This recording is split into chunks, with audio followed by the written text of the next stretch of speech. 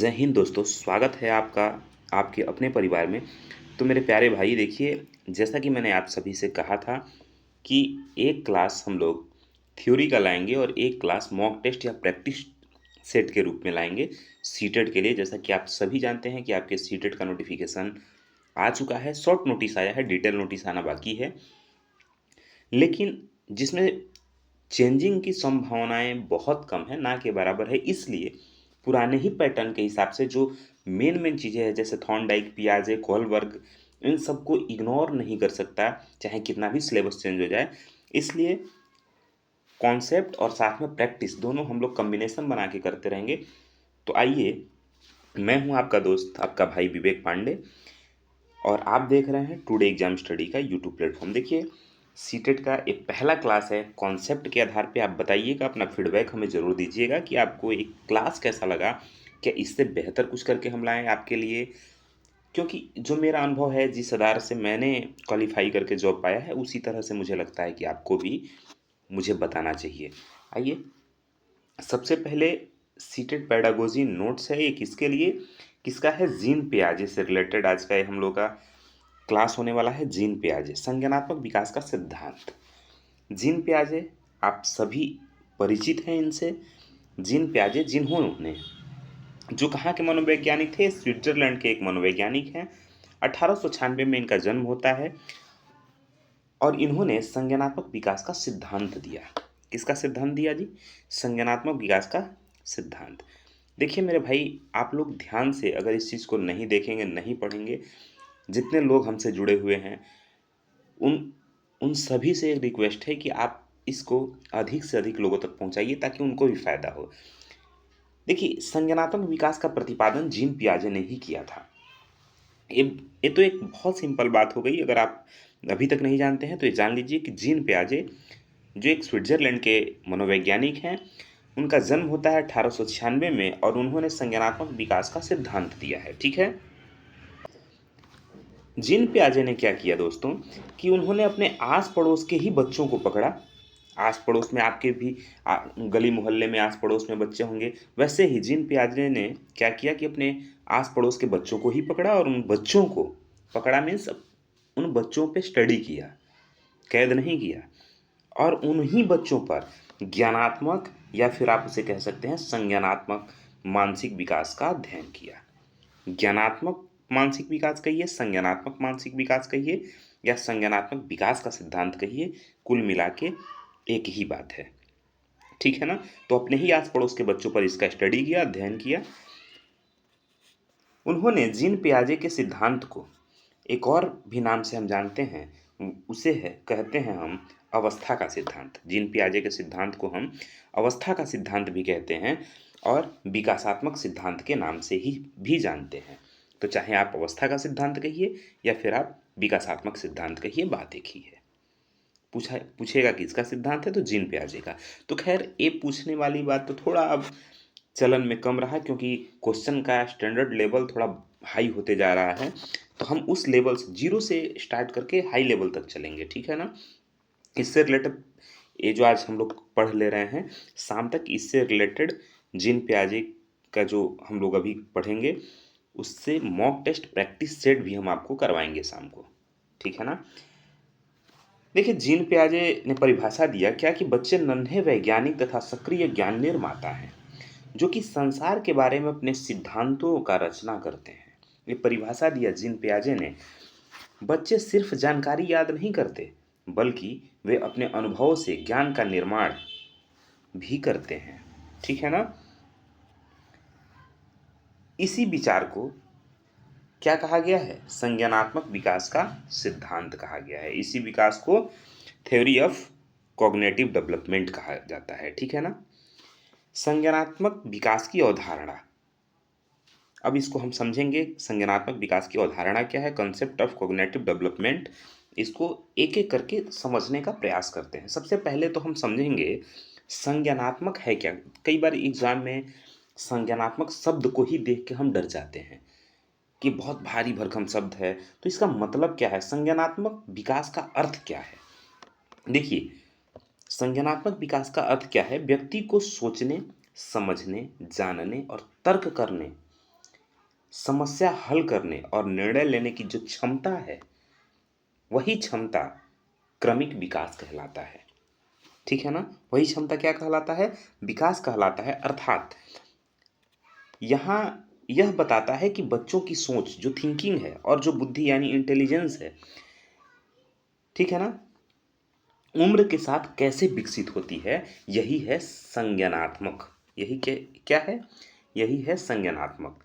संज्ञानात्मक विकास का मतलब हुआ कि हम क्या सोचते हैं, क्या समझते हैं, क्या तर्क कर रहे हैं, समस्या से कैसे निकल रहे हैं, ठीक है ना, हमारी बुद्धि कैसे काम कर रही है, इन सभी का विकास ही संज्ञानात्मक विकास कहलाता है। ठीक है? देखिए, सामान्य शब्दों में अगर हम समझे तो संज्ञान का मतलब होता है, अगर सामान्य अर्थों में हम समझे तो जो संज्ञान है, संज्ञान शब्द का मतलब हुआ, देखिए, एक अगर सिंपल शब्दों में हम आपको समझाए तो संज्ञान, देखिए ध्यान से समझिए, लिखा है संज्ञान। संज्ञान में अगर स शब्द हटाइए तो क्या बचा? ज्ञान। ज्ञान मतलब क्या होता है? जानना, समझना, जानकारी करना। और ज्ञान शब्द में सम लगा है, ठीक है ना, उपसर्ग है। ज्ञान शब्द में सम लगा है। इस शब्द को सिर्फ बढ़ा रहा है, थोड़ा सा कह सकते हैं कि आपको उलझाने के लिए। ज्ञान नहीं कह रहा है, संज्ञान कह रहा है। बात दोनों का एक ही है, जिसका अर्थ होता है जानना या समझना। संज्ञान का मतलब होता है जानना या समझना। इसीलिए संज्ञानात्मक विकास का मतलब हुआ ज्ञान प्राप्त करने और उसका उपयोग करने की मानसिक प्रक्रिया ही क्या कहलाती है? संज्ञानात्मक विकास। ज्ञान प्राप्त करना और उसको कैसे हमें उपयोग करना है, यही मानसिक प्रक्रिया संज्ञान कहलाती है। ज्ञान का भी मतलब यही होता है, हम क्या सीख रहे हैं और उसका कैसे प्रयोग कर रहे हैं, यही तो ज्ञान है। और ज्ञान और संज्ञान दोनों अलग नहीं है, एक ही है। तो संज्ञान से घबराना नहीं है, और संज्ञान से ही संज्ञानात्मक विकास बना है। संज्ञानात्मक विकास का ही मतलब हुआ सोचना, समझना, तर्क करना, समस्या का समाधान करना, अपने ज्ञान का सही प्रयोग करना, यही संज्ञानात्मक विकास है और यही संज्ञान है। ठीक है ना? संज्ञानात्मक विकास में शामिल मानसिक प्रक्रियाएं कौन कौन सी हैं, तो एक एक करके हम समझते हैं। संज्ञानात्मक विकास के अंतर्गत कुछ मानसिक प्रक्रियाएं आती हैं। तो सबसे पहले आता है ध्यान। ठीक है ना? सबसे पहला है ध्यान, अटेंशन। किसी भी वस्तु या घटना पर मन लगाना, ध्यान लगाना। ठीक। ध्यान के बाद आगे आता है धारणा। ध्यान के बाद क्या आता है? धारणा, चीजों को पहचानना और उसका अर्थ समझना। फिर उसके बाद आता है स्मृति यानी मेमोरी, अनुभवों को याद रखना। और फिर चौथा नंबर पे आता है कल्पना, इमेजिनेशन, कल्पना करना, नए विचारों या स्थितियों को अपने दिमाग के अंदर, मन के अंदर एक छवि बनाना, मानसिक छवि बनाना। ठीक है ना? और पांचवा आता है तर्क। पांचवा क्या आता है? तर्क, तथ्यों के आधार पर निष्कर्ष को निकालना। ऐसे कहीं से कुछ भी उठा के नहीं, तथ्य के आधार पर निष्कर्ष को निकालना ही तर्क कहलाता है। और लास्ट आता है समस्या समाधान, प्रॉब्लम सॉल्विंग। कठिनाइयों को कैसे हम हल करें, कठिनाइयों से हम कैसे निकलें, यही क्या है? मानसिक विकास की प्रक्रिया है। यही संज्ञानात्मक विकास की प्रक्रिया है। ठीक है ना? संज्ञानात्मक विकास की प्रक्रिया अगर आपसे कोई पूछे तो सबसे पहले ध्यान, धारणा, स्मृति, कल्पना, और फिर तर्क, और लास्ट में समस्या समाधान। याद रहेगा? अब इसमें जब अगर हम बात करते हैं जीन पियाजे के संज्ञानात्मक विकास की, तो इसमें दो बात आता है, एक अनुकूलन और एक आत्मसातीकरण। अनुकूलन और आत्मसातीकरण, ये दोनों शब्द प्रसिद्ध मनोवैज्ञानिक जीन पियाजे के संज्ञानात्मक विकास के सिद्धांत से संबंधित है। पियाजे ने बताया कि बच्चे अपने अनुभवों से सीखते हुए अपनी ज्ञान की संरचना करते हैं। अच्छा, रचना और संरचना में बहुत अंतर नहीं है। जैसे ज्ञान और संज्ञान में अंतर नहीं है, वैसे रचना और संरचना एक ही चीज है। बस शब्द में उलझाने वाली बात है। ठीक है ना? अक्सर सीटेट में लोग फेल क्यों खाते हैं? क्योंकि शब्द में उलझ जाते हैं। शब्द को हल्का करिए, संज्ञान मत पढ़िए, ज्ञान पढ़िए, संरचना मत पढ़िए, रचना पढ़िए। ठीक है ना? तो रचना को निरंतर बदलते और विकसित करते रहते हैं। अब सवाल ये है कि आत्मसातीकरण क्या है? तो आत्मसातीकरण क्या है? देखिए, जब बच्चा किसी नए अनुभव या जानकारी को अपने पहले से बने ज्ञान यानी स्कीमा, स्कीमा क्या है? मानसिक ढांचा दिमाग के भीतर में जोड़ लेता है, तो उसे आत्मसातीकरण कहते हैं। उदाहरण के हिसाब से हम आपको समझाते हैं, एक उदाहरण देते हैं हम आपको। जैसे देखिए, नई जानकारी को पुराने ज्ञान में समायोजित कर लेना। कैसे? जैसे एक बच्चा जिसने पहले केवल कुत्ता देखा, एक लड़का है जो पहले केवल कुत्ता देखता है, और वह जब किसी बिल्ली को देखता है तो वो समझता है कि वो कुत्ता है। जैसे आपने गेंद देखा, ठीक है ना? तो आपको मालूम है जो गोल है वो गेंद है। और आपने फिर सेव देखा, तो आपने सेव को भी क्या समझा? गेंद समझा। क्यों समझा? क्योंकि आत्मसातीकरण, पहले पूर्व ज्ञान से आपने अपने नए ज्ञान को भी क्या किया? जोड़ लिया। जब हम अपने पूर्व ज्ञान यानी पहले के ज्ञान को नए ज्ञान के साथ जोड़ लेते हैं, उसे हम आत्मसातीकरण कहते हैं। यहाँ उसने बिल्ली को भी कुत्ते की अपनी पहले से बनी अवधारणा में जोड़ लिया। यह आत्मसातीकरण है। ठीक है ना? आई होप कि आपको आत्मसातीकरण समझ में आ गया होगा।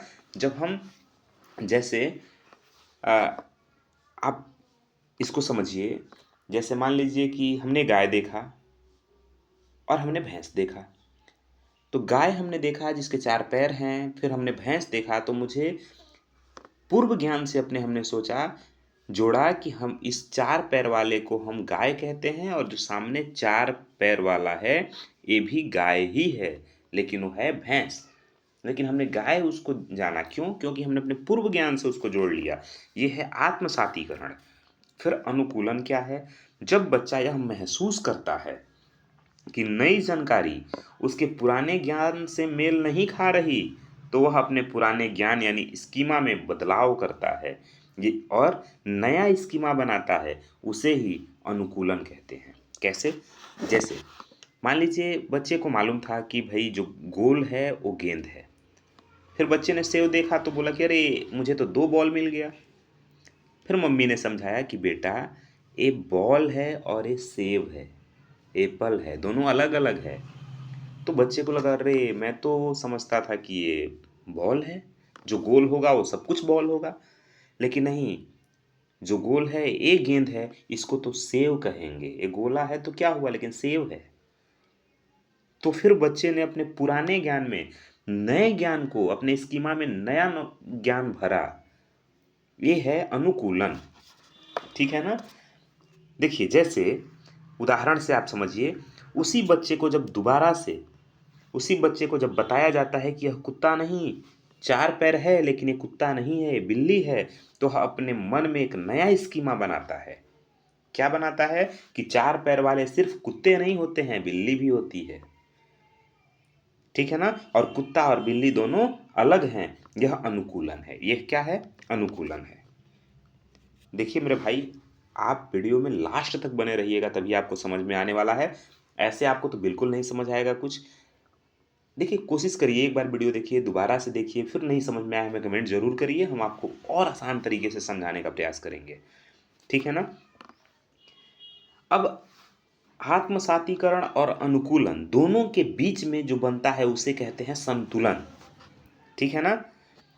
अब संतुलन क्या है? पियाजे ने बताया कि सीखना संतुलन से असंतुलन और फिर पुनः संतुलन की प्रक्रिया है। कैसे?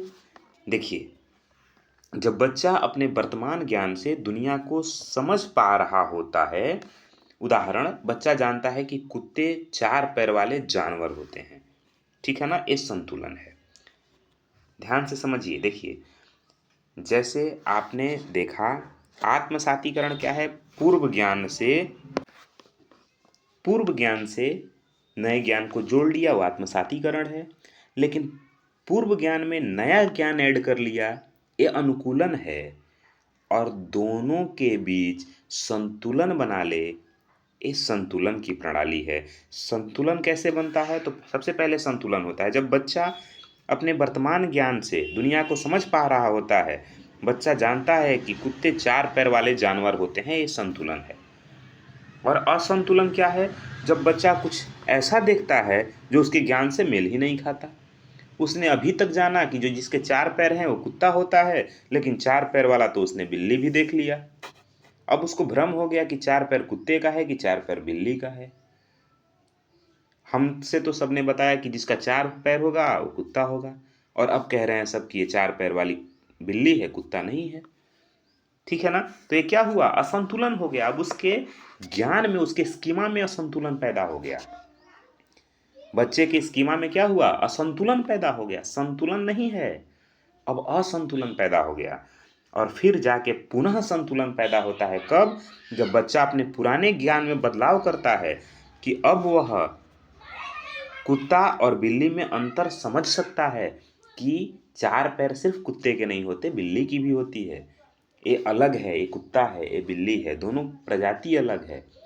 अब बच्चा एक नया ज्ञान, संतुलन की पुनः स्थापना करता है अपने दिमाग के भीतर कि 4 पैर मतलब जो गोल है वो सिर्फ बॉल नहीं होता है, जो गोल है वो सेब है, ये गोला जो है वो गेंद है। दोनों में संतुलन, पुनः संतुलन स्थापित कर लिया।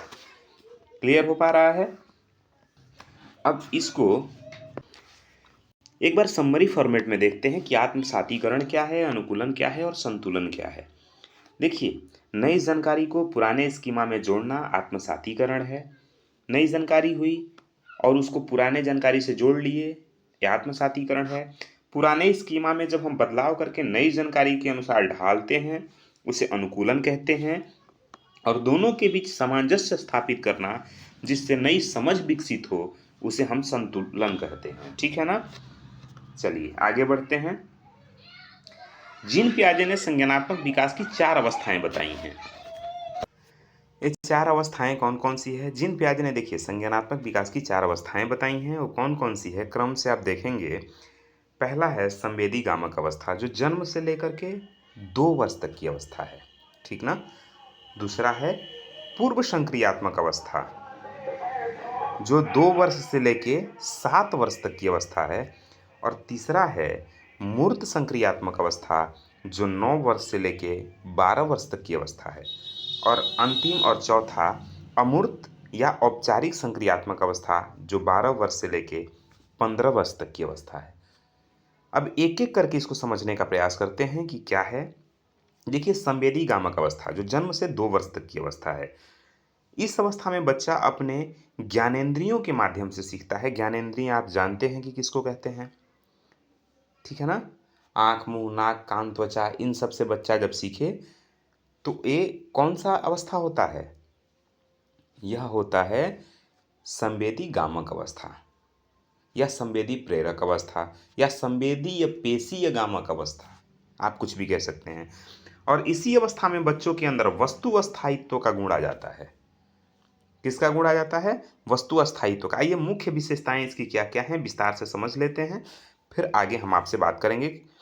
इंद्रिय, बच्चा अपने इंद्रियों से कैसे सुनता है, सीखता है? देखिए, संवेदना और गति के माध्यम से सीखना। इस अवस्था में बच्चा, किस अवस्था में? संवेदीय गामक अवस्था, यानी जन्म से लेकर के 2 वर्ष तक की अवस्था में बच्चा अपने इंद्रियों से, जैसे देखना, सुनना, छूना, स्वाद लेना, सूंघना, और शारीरिक गतिविधियों जैसे हिलाना, पकड़ना, चलना, इसके माध्यम से दुनिया को समझता है। और क्या इसकी विशेषताएं हैं? दूसरी विशेषताएं हैं वस्तु अस्थायित्व का गुण आ जाता है। ठीक है ना? बच्चा यह समझने लगता है कि वस्तु दृष्टि से ओझल होने पर भी अस्तित्व में रहती है। जैसे जैसे क्या होता है, अगर हम खिलौना कपड़े के नीचे छुपा देते हैं, जैसे आप सबके भी घर पे छोटे बच्चे होंगे, तो आप अगर खिलौने को कपड़े के नीचे छुपा दिए और क्या कि खिलौना तो गायब हो गया। ठीक है ना? तो बच्चा बाद में उसे ढूंढने लगता है, ढूंढने की कोशिश करता है। वो समझता है नहीं नहीं, वस्तु है, गायब नहीं हुआ है। तो ये है वस्तु अस्थायित्व का गुण, जो कब आता है? संवेदीय पेशीय अवस्था में या संवेदी गामक अवस्था में। आगे अनुकरण।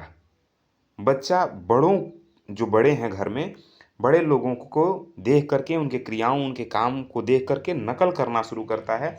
बड़े लोग जैसे करते हैं उन्हीं को नकल करता है, उन्हीं को कॉपी करता है, बच्चा देखता है। इसीलिए हम लोग कहते हैं ना कि घर में बच्चों के सामने अच्छे से रहिए, अच्छा व्यवहार रखिए, ताकि बच्चा आपको अनुकरण कर रहा है, सीख रहा है। आगे है कार्य परिणाम की समझ। जैसे रट्टल हिलाने से आवाज़ आती है, इसलिए बच्चा उसे बार बार हिलाता है। जैसे वो झुंझुना है ना, झुंझुना हिलाने से साउंड आता है उसमें से, इसलिए बच्चा बार बार झुंझुना हिलाता है। बड़े बच्चों को झुंझुना दिया जाता है, देखें आप लोग? नहीं, छोटे को दिया जाता है। क्यों? क्योंकि जितना वो हिलाता है, आवाज़ आता है, उसे मज़ा आता है। ठीक है ना? उसे बार बार सोचता है कहाँ से आवाज़ आ रहा है। उसके बाद स्वयं की पहचान की शुरुआत होती है। धीरे धीरे बच्चा समझने लगता है कि वह दूसरों से अलग एवं स्वतंत्र अस्तित्व रखता है। ठीक है ना? अब अगला है पूर्व संक्रियात्मक अवस्था, जो 2 वर्ष से लेकर 7 वर्ष तक की अवस्था है। इसकी मुख्य विशेषताएं क्या है? इसमें 3 मुख्य विशेषताएं हैं। पहला, जीववाद। बच्चा सजीव और निर्जीव वस्तुओं में अंतर नहीं कर पाता। जैसे चलते चलते अगर बच्चा गिर गया, तो गिर गया तो मम्मी क्या करती है? जमीन पे पीटती है, हाँ, मार दिया मार दिया। फिर कहती है बच्चे, अरे बेटा चुप हो जा, मैं तो मार दी बेटा, चुप हो जा। बच्चा चल रहा है, टेबल से चोट लग गया, मम्मी टेबल को मारने लगी, अच्छा अच्छा मार दिया, तू चुप हो जा। तो बच्चे को ये समझ में नहीं आता है सजीव और निर्जीव क्या है। कुर्सी टेबल को चोट नहीं लगता है, ये सब बच्चे को समझ नहीं आता है। वो सजीव और निर्जीव में अंतर नहीं कर पाता है। तो जीववाद किस अवस्था में आती है? तो ये आपकी आती है 2 वर्ष से लेकर के 7 वर्ष तक की अवस्था। और ये अवस्था कौन सी है? पूर्व संक्रियात्मक अवस्था। उसके बाद अहम केंद्रित, खुद को सबसे ऊपर समझना, खुद को ही श्रेष्ठ समझना, मतलब सबका अटेंशन अपने तरफ लेना बच्चों में आ जाता है। कब? 2 वर्ष से लेकर 7 वर्ष तक। इसीलिए बच्चों से देखते हैं, इस उम्र के बच्चों से घर वाले परेशान रहते हैं। ठीक है ना जी? अच्छा, और क्या आता है? अपलटावी गुण आ जाता है। अपलटावी गुण क्या है? जैसे 2 + 4 = 6, ये कर लेगा, पर 4 + 2 = 6, ये उसको नहीं मालूम है। ठीक है ना? पलट के अगर कोई क्वेश्चन कर दिए तो नहीं बता पाएगा। किस अवस्था में? 2 वर्ष से 7 वर्ष तक की अवस्था में, पूर्व संक्रियात्मक अवस्था में। मुद्रा संप्रत्यय, मतलब सिक्कों में अंतर करना मुश्किल हो जाता है उसे। मुद्रा पैसों में, भार और ऊंचाई में, क्रम सीरियल में गड़बड़ा देता है, सीरियल सही से नहीं कर पाता है। समझे? तो बच्चा जो क्या दिक्कत होता है उसको? तो मुद्रा संप्रत्यय नहीं कर पाता है, दूरी, भार, ऊंचाई और क्रम सीरियल निर्धारण नहीं कर पाता है। इन सब के कॉन्सेप्ट में कमी रहती है। और आगे समझिए, प्रतीकात्मक सोच। ठीक है ना? सिंबॉलिक, यानी बच्चा वस्तुओं या घटनाओं को सिंबॉलिक से, प्रतीकों से, चिन्हों से व्यक्त करना सीखता है। जैसे खिलौनों को खिलौने को असली कार या गुड़िया को असली बच्चा मानना। जैसे देखते हैं छोटे बच्चे क्या करते हैं, बच्चियां क्या करती हैं, गुड़िया को सजाती हैं, उसको तेल लगाती हैं, कंघी करती हैं, उसको मतलब रियल में मानती हैं कि वो सही में छोटा बच्चा कोई है। कार को समझते हैं कि मतलब रियल में कार है, खिलौने को असली मानना। ठीक है ना? भाषा का विकास, इसी उम्र में भाषा का विकास, इसी अवस्था में भाषा का विकास तीव्र गति से विकसित होता है। क्या भाषा? बच्चों में भाषा का विकास किस अवस्था में? तो पूर्व संक्रियात्मक अवस्था में। ठीक है? स्व केंद्रित, ईगोसेंट्रिक होते हैं बच्चे। बच्चे दूसरों के दृष्टिकोण से सोच नहीं पाता, उसे लगता है कि वह सब उसी की तरह देखते और सोचते हैं। जैसे अगर वह आंखें बंद कर लेता है तो सोचता है कि अब सामने वाला भी उसे नहीं देख पा रहा है। बात समझ में आ रहा है? अगर बच्चा आंख बंद कर लिया, उसे कुछ नहीं दिख रहा है, तो उसे भी लगता है कि अब सबको कुछ नहीं दिख रहा है। ठीक है ना? कल्पनाशीलता, बच्चों में कल्पना शक्ति बहुत प्रबल होती है इस अवस्था में, पूर्व संक्रियात्मक अवस्था में। वह काल्पनिक बातें करने लगता है। जैसे चांद मेरे साथ चल रहा है, तर्क नहीं, कल्पना सिर्फ करता है। संरक्षण की कमी, बच्चा यह नहीं समझ पाता है कि किसी वस्तु या मात्रा या आयतन बदलने पर भी उसका परिणाम समान रह सकता है।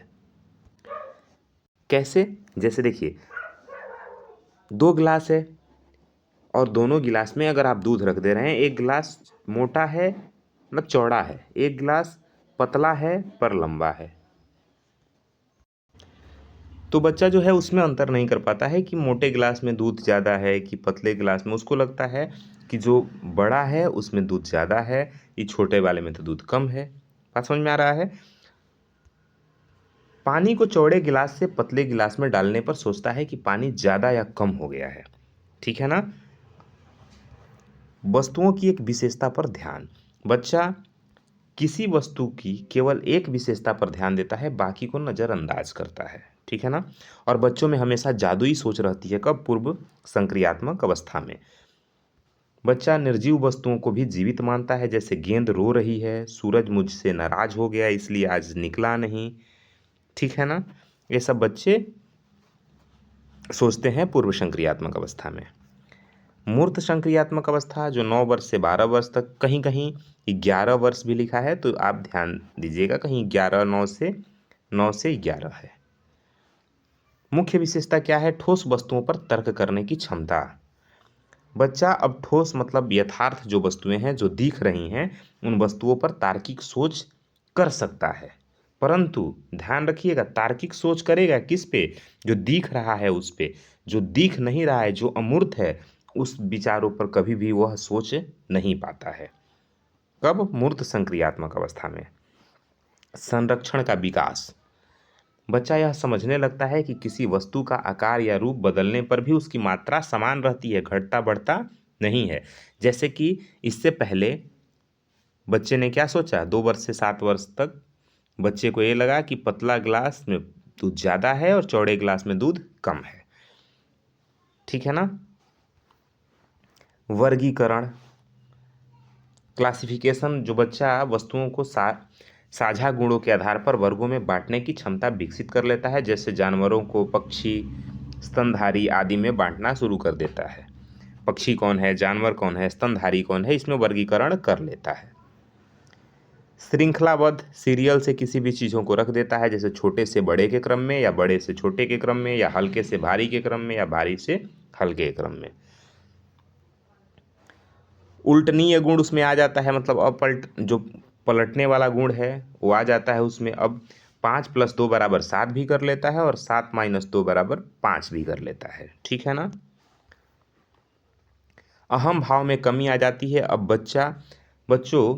बच्चा दूसरों के दृष्टिकोण से भी सोचने लगता है, यानी केवल मेरा ही दृष्टिकोण सही नहीं है, जो दूसरे लोग हैं, मतलब दूसरे की भी सोच अलग हो सकती है, सिर्फ मेरा ही सोच सही नहीं है। ठीक है ना? ये वाली सोच अब उसमें घटने लगती है, हट जाता है ये सोच धीरे धीरे। कारण परिणाम की समझ हो जाती है उसके अंदर। अब बच्चा तर्क और कारण के आधार पर घटनाओं को समझता है। इसी में आगमनात्मक तर्क करता है, जब बच्चा उदाहरण के ऊपर आधारित होकर तर्क करने लगता है। यह गुण इसी अवस्था में आता है, कब? मूर्त संक्रियात्मक अवस्था में। और अब अंतिम स्टेज है अमूर्त या औपचारिक संक्रियात्मक अवस्था, जो 12 से 15 वर्ष तक की अवस्था है। इसकी मुख्य विशेषता यह है कि बच्चा इसमें अमूर्त चिंतन कर सकता है। सॉरी। बच्चा अब ठोस वस्तुओं से हटकर अमूर्त विचारों, सिद्धांतों और कल्पनाओं पर सोचने लगता है, जैसे न्याय, प्रेम, ईमानदारी, स्वतंत्रता जैसे अमूर्त विचारों पर विचार करने लगता है। अब अमूर्त चीज़ों पे भी तर्क करता है। बच्चा यदि ऐसा हो तो क्या होगा, जैसे परिकल्पना तर्क करने लगता है, जैसे अगर पृथ्वी पर गुरुत्वाकर्षण ना हो तो क्या होगा। इस तरह की बातें बच्चा सोचने लगता है, तर्क करने लगता है। उसमें निगमनात्मक तर्क आ जाता है। बच्चा सामान्य सिद्धांत से विशेष निष्कर्ष निकालने की क्षमता विकसित करता है। सभी मनुष्य नश्वर हैं, जैसे सभी मनुष्य नश्वर हैं, या मैं मनुष्य हूँ और मैं भी नश्वर हूँ। इस तरह सी बातें करने लगता है, सोचने लगता है, भविष्य की योजना बनाने लगता है, आगे के बारे में सोचने लगता है। ये सब विकास कब होता है? अमूर्त संक्रियात्मक अवस्था में। तर्कशीलता और विश्लेषणात्मक सोच आने लगता है। बच्चा जटिल समस्याओं का विश्लेषण करता है, तर्क संगत समाधान निकाल सकता है, स्वयं की पहचान करता है कि किशोरावस्था में बच्चा मैं कौन हूँ आदि इस तरह के प्रश्न करने लगते हैं, विचार करने लगता है। कल्पनाशीलता और आलोचनात्मक सोच भी आ जाती है उसमें। इस अवस्था में बच्चा नई संभावनाओं पर विचार कर सकता है और विचारों की आलोचना भी कर सकता है। इस तरह के गुण इसमें विकसित हो जाते हैं कब? अमूर्त संक्रियात्मक अवस्था में। बाकी आपको ये वीडियो कैसा लगा? अगर वीडियो पसंद आया हो तो लाइक शेयर करिए, चैनल पे नए विजिट किए हैं तो सब्सक्राइब करिए। आपको हमारा प्रयास कैसा लगा? अपना फीडबैक हमें ज़रूर दीजिए। मिलते हैं अगले वीडियो में नए टॉपिक के साथ, तब तक के लिए जय हिंद।